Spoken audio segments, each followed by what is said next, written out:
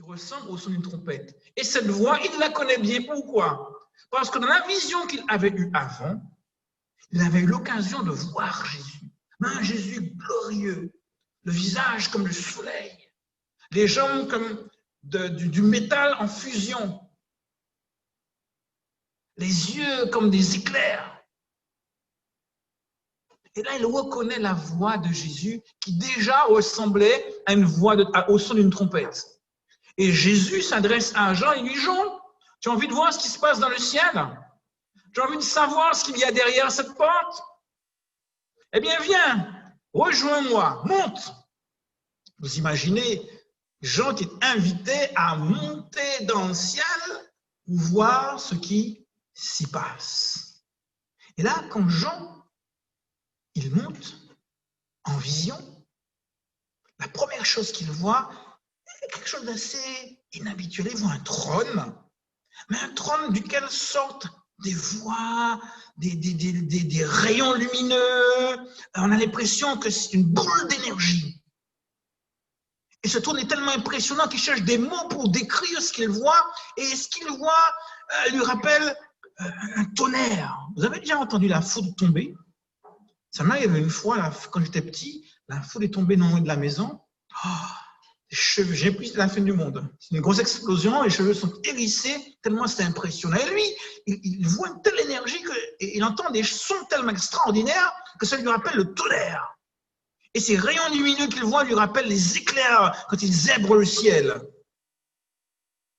Une vraie boule d'énergie. Et sur ce trône, il voit un être qui ne peut que décrire avec des pierres précieuses, comme des jaspe et sardoine.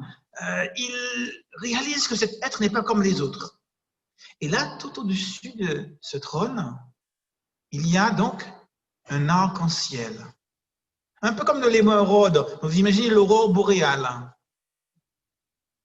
Et puis, il va commencer à tout décrire par rapport au trône. Le trône est au centre. Et tout est décrit par rapport au trône. Ce qu'il y a au-dessus du trône, ce qu'il y a devant le trône, ce qu'il y a autour du trône, ce qu'il y a sur le trône. Vous savez que le trône dans l'Apocalypse, eh bien, est symbole et synonyme de la puissance créatrice, la puissance rédemptrice, la puissance protectrice, consolatrice, régénératrice. Mais c'est également le lieu du jugement. Et tout ce qu'il va voir, c'est par rapport au trône, qui est aussi dans le temple. Parce que le temple, le cadre cultuel du ciel, est tout autour du trône. Les chandeliers, on parle de la nuit immolée, il verra l'autel des parfums, il verra l'arche de l'alliance. À chaque fois, le cadre du trône, c'est aussi le cadre du sanctuaire céleste. Et là, il sait encore bien ce trône, il réalise que ce trône, eh bien, dans le trône, mais en même temps autour du trône, il y a 4 créatures exceptionnelles qui étincellent de partout, brillant de lumière, et qui ressemblent, qui lui font penser un petit peu à un veau, l'autre à un visage d'homme, l'autre à un aigle en plein vol, l'autre encore à un lion. Et puis son regard s'éloigne du trône. Et là, quand son regard s'éloigne du trône, il voit que devant le trône, juste devant le trône, il y a comme une mer de verre. Et là, devant, 7 chandeliers qui brûlent, qui rappellent l'Esprit de Dieu. Et puis devant encore, en cercle, il voit 24 trônes. Et sur ces 24 trônes, 24 anciens. Ça nous rappelle les 12 tribus d'Israël, les 12 apôtres. Et puis, il réalise qu'il y a des choses qui se passent. Il commence à entendre un chant. Il écoute encore plus attentivement. Et puis là, il entend « Saint, Saint, Saint est le Seigneur Dieu, qui est, qui était et qui vient. » Ah, mais c'est mélodieux. C'est polyphonique, c'est extraordinaire, c'est une louange comme il n'a jamais entendu. Et il entend encore Saint, Saint, Saint est le Seigneur Dieu qui était, qui est et qui vient. Waouh! Et Jean nous dit qu'il entend cette chanson, qu'il entend cette adoration nuit et jour. Nuit et jour. Et chaque fois que ces êtres vivants se mettent à louer le Seigneur, il entend les 24, il voit les 24 anciens sur les trônes qui prennent leur couronne, qui jettent leur couronne au pied du trône, qui se prosternent et adorent en disant gloire, honneur et puissance à notre Seigneur. Et pourquoi? Car tu as créé toutes choses et c'est par ta volonté qu'elles existent et qu'elles ont été créées. Dieu est digne d'adoration d'abord et tout simplement parce que c'est lui qui est notre créateur. Et nuit et jour, vous avez imaginé la chose? Dans le ciel, en permanence, il y a des chorales. En permanence, il y a de la musique. En permanence, il y a de la louange. En permanence, il y a de l'adoration. Et ça, c'est un secret, un premier secret que j'en découvre. Il y a une puissance extraordinaire dans la louange et l'adoration. Et je vous mets au défi d'en faire l'expérience. Si un jour vous êtes triste, si un jour vous vous sentez un petit peu patraque, pas dans votre assiette, un jour qui a mal commencé, ça vous arrive d'avoir des journées comme ça? Un jour où rien ne semble aller comme vous voudriez. Alors, faites ce que Jean voit ici. Commencez à chanter les louanges de Dieu. Si un jour vous ne sentez pas bien, mettez votre radio, votre internet, vos moyens numériques, quels qu'ils soient, et écoutez de la musique à la gloire de Dieu. Chantez à la gloire de Dieu. Il y a une puissance extraordinaire dans la louange. Quand vous vous mettez à louer Dieu, vos voix se mettent à l'unisson avec les anges dans le ciel qui, pendant que nous parlons là, sont en train de louer Dieu. Lorsque vous vous mettez à louer Dieu, vous créez une autoroute ouverte entre le ciel et la terre. Et l'atmosphère autour de vous, elle change. Et vous pouvez en faire l'expérience. Si vous vous mettez à louer Dieu, l'ambiance autour de vous n'est plus la même. C'est une arme que Dieu nous a donnée. Et alors que Jean assiste à cette scène d'adoration, l'explication qui est donnée lui paraît tellement normale. Tu es créateur. Parce que tu es créateur, tu es digne d'être loué et adoré. Notre existence a de sens parce que toi, Dieu, tu es là. Et c'est toi qui vas donner un sens à ma vie.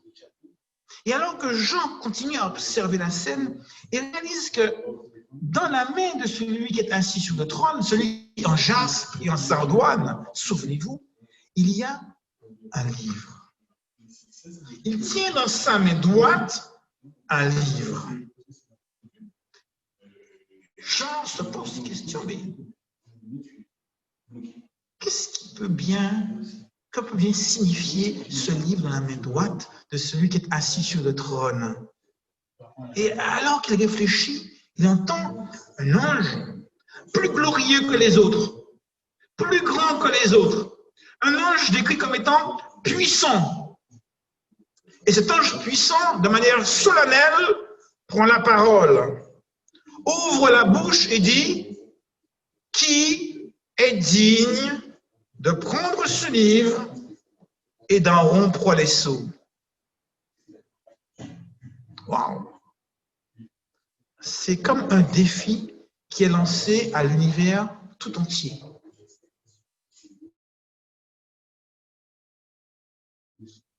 Et Jean écoute, il a envie de connaître la réponse. Il a envie de savoir qui est capable de relever ce défi. Il écoute.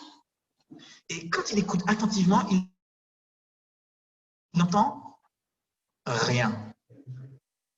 Il écoute encore. Et la question résonne encore à ses oreilles et dans l'univers tout entier. Qui est digne de prendre ce livre et d'en rompre les sceaux, de l'ouvrir? plus il écoute, moins il entend de réponses. Et il va dire que sur Terre, mais dans le ciel, sur des planètes éloignées, jusqu'aux confins de l'univers, toutes les créatures qui sont dans les airs, dans la mer, sous la terre, partout ailleurs dans l'univers, pas une seule. Et on imagine ces créatures puissantes, extraordinaires, glorieuses qu'il voit. Jean, il voit des séraphins, il voit des chérubins, il voit des anges, certains plus puissants que d'autres. Et le texte biblique nous dit quelque chose d'assez surprenant. Jean se met à pleurer. Tiens, pourquoi Jean pleure-t-il? C'est juste un livre, quoi. C'est un livre qui est écrit au-dedans et au-dehors. Comme nos livres, vous savez, sur nos livres, souvent il y a marqué le titre du livre à l'extérieur, l'auteur, tout ça, et puis à l'intérieur, il y a plein d'écritures. On ne peut pas ouvrir le livre. Quel est l'enjeu? Jean se met à pleurer et à pleurer. Pourquoi Jean pleure-t-il? Juste parce qu'on ne peut pas ouvrir un livre. Vous savez, dans l'Apocalypse, on parle de beaucoup de livres différents. On parle du livre d'Apocalypse qui, lui, doit être lu et dont on doit suivre ce qui est écrit dedans. Donc, on s'imagine bien qu'il ne s'agit pas du livre de l'Apocalypse. On nous parle aussi des livres du jugement. Oui, mais déjà, les livres du jugement, ce sont les livres. Donc, ils sont au pluriel. Et puis, dans l'Apocalypse, on nous parle aussi d'un petit livre au chapitre 10 que Jean peut prendre, regarder, qu'il peut avaler, etc. Mais Jean, il peut le voir, il peut le prendre, il peut l'avaler. Mais il y a encore un autre livre dont parle l'Apocalypse. Ce livre-là, on l'appelle le livre de vie, ou le livre de vie de l'agneau. Et ce livre est spécial. Il est très spécial. On nous dit que dans le livre de vie de l'agneau, il y a le nom de tous ceux qui sont sauvés. Il y a le nom de tous ceux qui ont accepté Jésus comme leur sauveur personnel. On va même nous dire que dans ce livre, le nom de tous ceux qui y sont inscrits, qui sont dans ce livre, sont avec Dieu dans le ciel, dans l'éternité, tandis que ceux qui ne s'y trouvent pas sont jugés et détruits définitivement. Donc, avoir son nom dans ce livre est très important. Moi, je sais que mon nom y est. Et j'espère que votre nom y est aussi. Quand vous allez à un concours ou à un examen, qu'est-ce qui se passe? On vous dit, à telle date, moi quand j'étais petit, quand je suis allé au baccalauréat, il y a 37 ans de cela, eh bien, il y avait des listes qui étaient écrites et on allait devant le lycée pour chercher son nom sur la liste, pour voir si son nom était sur la liste. Et tous ceux dont le nom était trouvé écrit sur la liste avaient réussi à l'examen du baccalauréat. Aujourd'hui, c'est sur Internet. Hein? Il y a une date, et quand la date arrive, tout le monde va sur Internet chercher à voir si son nom se trouve dans la... Il n'y a même pas de mauvaise liste. On y est, on n'y est pas. Si son nom y est, c'est bon, on a le concours, on a réussi à l'examen. Si son nom n'y est pas, c'est qu'on ne l'a pas eu.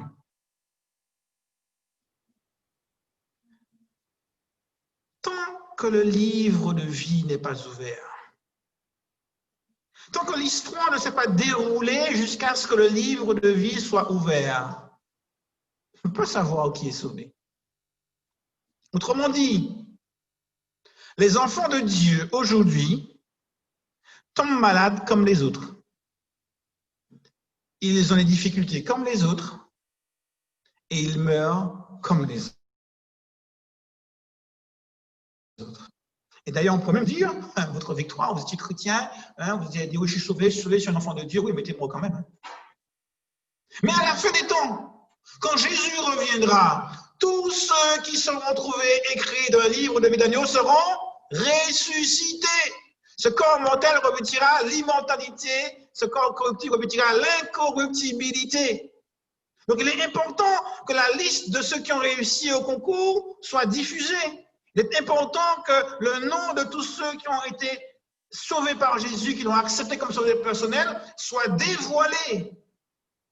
Donc, il est important que ce livre puisse être ouvert. Donc, en clair, qui est digne de déclarer sauvé? Qui est digne de révéler le nom?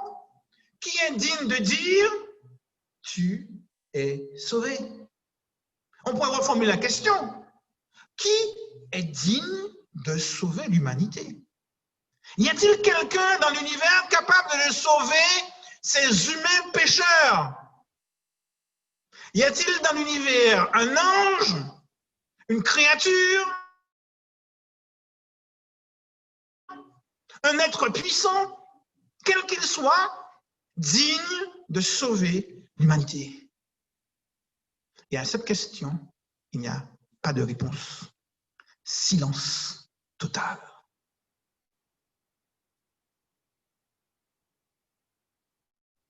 Et Jean prend conscience que l'avenir de l'humanité est en jeu. Et en l'absence de réponse, Jean commence à pleurer. Et alors que Jean pleure, un des anciens lui dit, Jean, ne pleure pas. Le lion de la tribu de Juda, il a vaincu. Le lion de la tribu de Juda, le rejeton de David, a vaincu. Pour prendre ce livre, rompre ses sceaux et l'ouvrir. Alors Jean est tout content. Il y a finalement quelqu'un capable de sauver l'homme. Et Jean veut voir de qui il s'agit. Alors il se retourne. Il veut voir ce lion. Et quand il se retourne, qu'est-ce qu'il voit? Un agneau qui est là, comme immolé.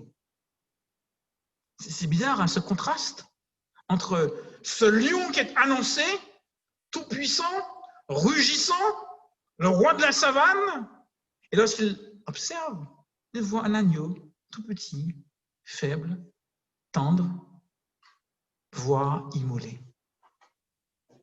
Deux images contrastantes pour vous montrer deux aspects de la personne de Jésus-Christ. Souvent, lorsqu'on parle de Jésus, on aime beaucoup penser à Jésus comme étant l'agneau, celui qui se laisse faire, celui qui va au sacrifice. Et on oublie que Jésus est l'agneau, mais Jésus est aussi le lion. Vous imaginez si vous promenez tard, le soir, la nuit, dans un quartier malfamé, vous êtes tout seul, vous auriez peur, n'est-ce pas?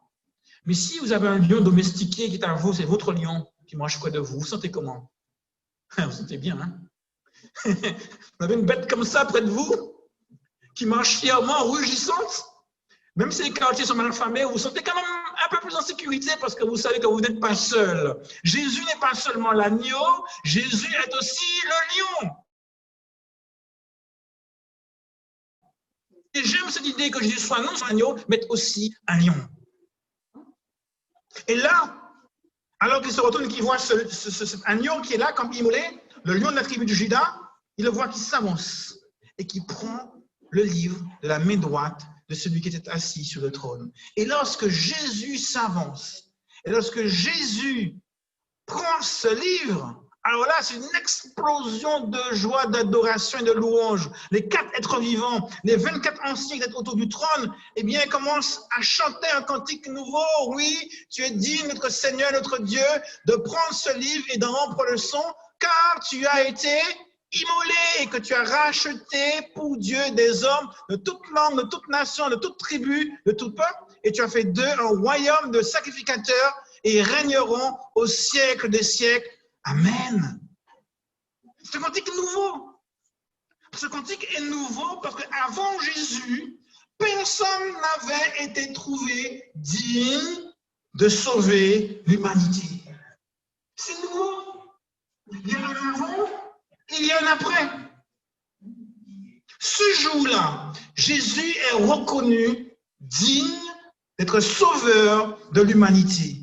Et après que ces 24 vieillards et 4 êtres vivants aient chanté ce cantique, eh bien, c'est autour des anges, autour du trône, par milliers de milliers, par millions de millions, par milliards de milliards, qui commencent à prendre la parole et à chanter à leur tour, et ils chantent un cantique en disant à leur tour aussi, en disant, l'agneau qui a été immolé est digne de recevoir puissance, richesse, sagesse, force, honneur, gloire et louange.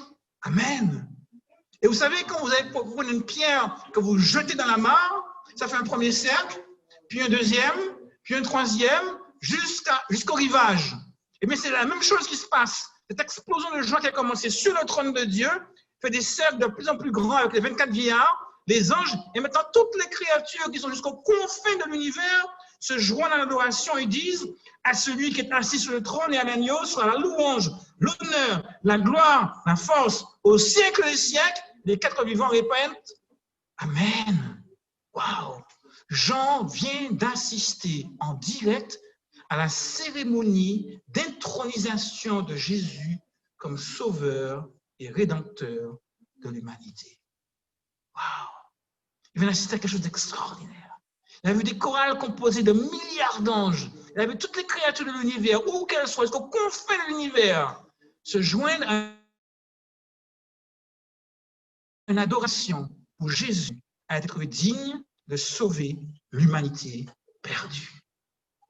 Et on peut même savoir quand ça a eu lieu. Vous vous souvenez quand Jésus est ressuscité le dimanche matin, lorsque Marie et les autres femmes sont venues vers lui, il a dit « Ne me touche pas, car je ne suis pas encore monté vers mon Père. » Mais par la suite, lorsque il se présente aux disciples et que les disciples sont perplexes, il va même dire à Thomas, mais vas-y, touche.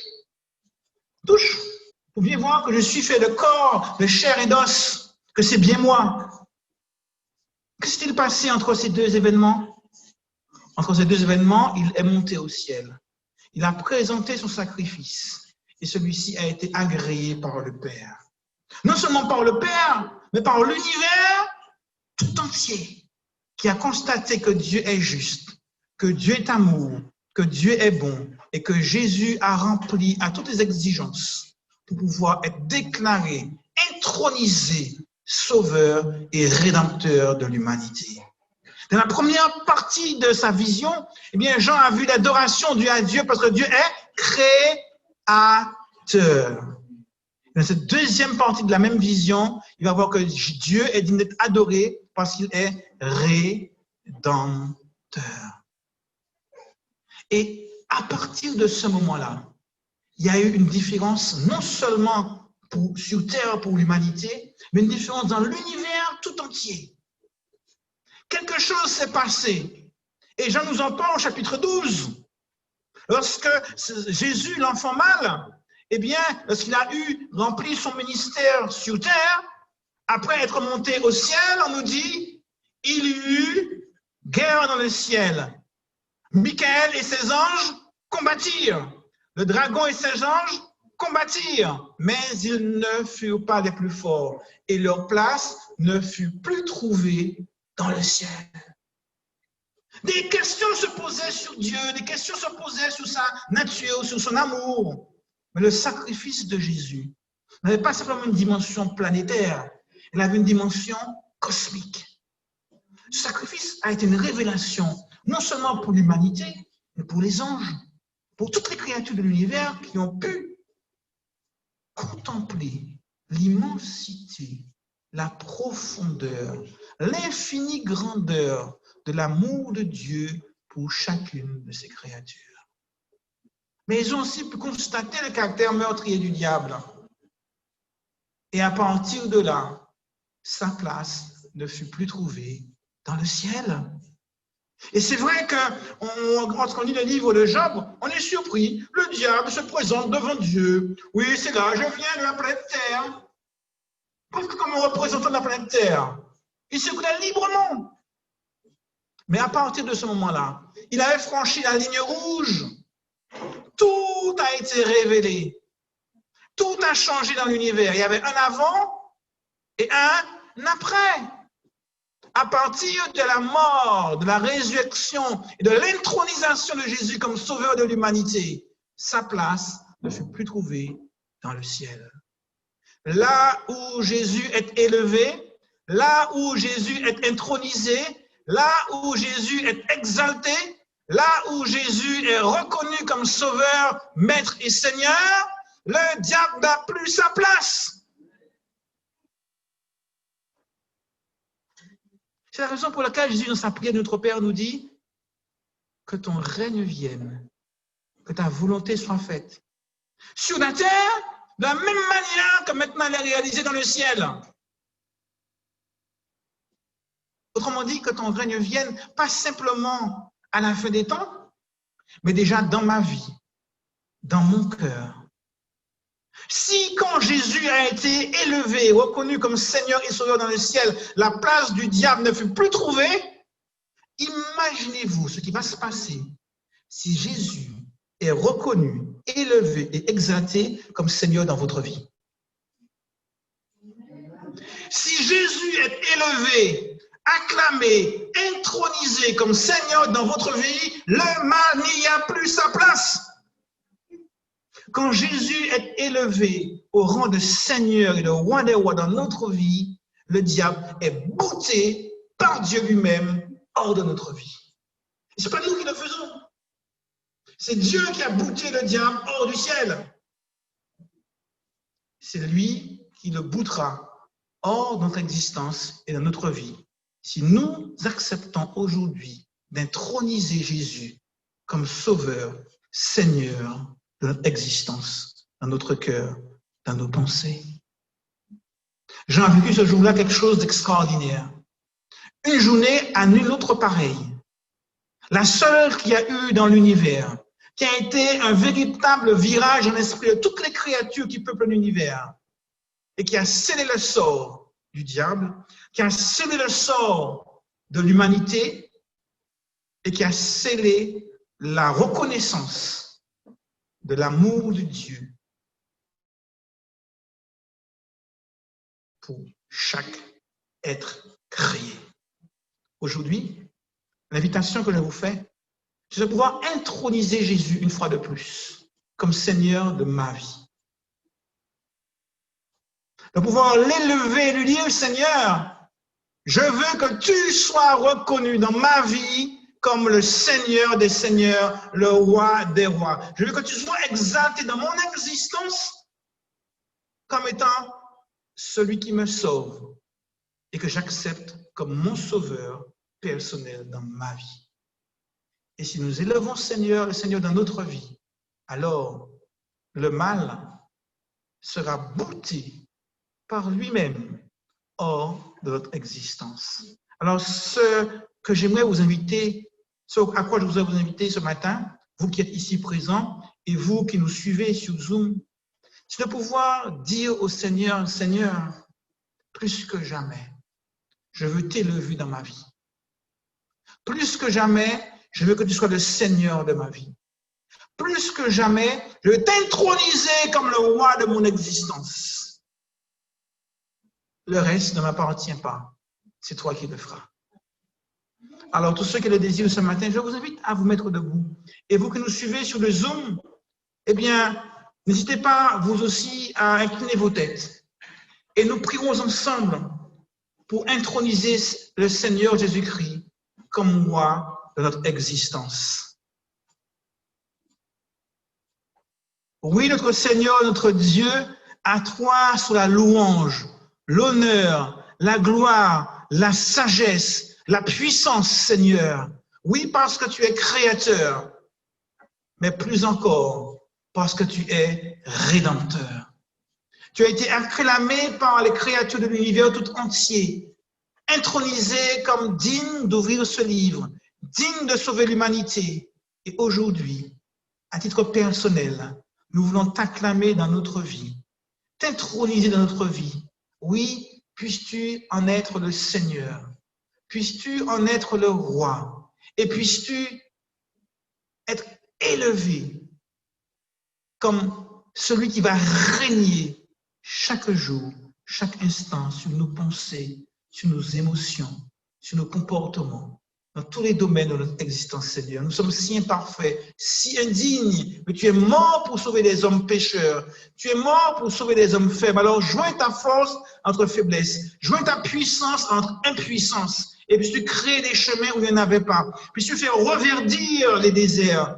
Puis tu, Seigneur, du néant, amener toutes choses à l'existence. Que l'obscurité de notre existence devienne lumière.